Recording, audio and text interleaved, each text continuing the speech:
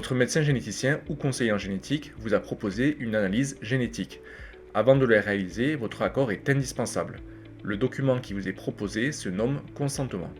Le consentement, c'est un document qui confirme votre accord pour faire le test. Il vous protège et garantit, avant de choisir de faire l'analyse, qu'on vous a bien expliqué en quoi cette recherche consiste, les objectifs, les délais et qu'on a répondu à toutes vos questions. Quand le résultat sera prêt, votre médecin vous le remettra en consultation de génétique. Vous avez la possibilité de désigner une personne de confiance pour recevoir ce résultat à votre place. Il faudra alors une procuration écrite de votre part. Si j'ai moins de 18 ans, qui peut faire ce choix?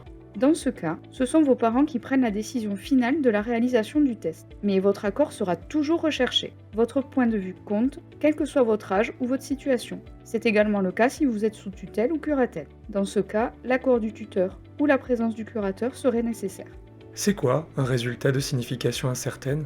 En génétique, tout n'est pas encore connu. Le test génétique est toujours fait à un instant donné, avec les connaissances et les techniques du moment. Il est possible que certaines informations de votre analyse ne puissent pas être complètement interprétées. On appelle cela des variations de signification incertaine, ou VSI. Elles peuvent être mentionnées sur le compte-rendu d'analyse, même si elles n'ont pas de conséquences immédiates pour vous et votre famille. Le but est de pouvoir vous prévenir si, à l'avenir, leur interprétation évolue.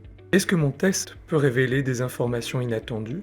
Oui, le test peut parfois révéler une information utile pour votre santé ou celle de votre famille, sans rapport avec la demande initiale de l'analyse. On appelle cela une donnée incidente. Avant le test, vous choisissez si vous souhaitez être informé de ce type de découverte ou non.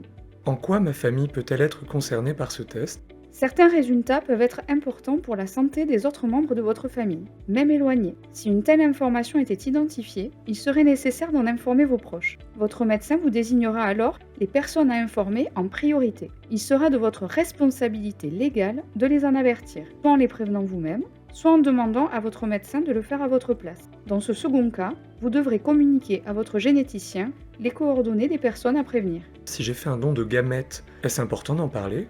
Si vous avez fait un don d'ovocytes ou de sperme, il est important d'en informer votre médecin généticien. Il contactera le centre où le don a eu lieu si une donnée génétique transmissible à la descendance est découverte. Pourrais-je changer d'avis après signature? Vous le pouvez toujours. Le consentement est révocable, sans forme et à tout moment. Il suffit d'en informer le prescripteur. Et voilà, vous savez tout, ou du moins l'essentiel. Si des questions demeurent, votre médecin généticien ou conseiller en génétique sont là pour vous accompagner.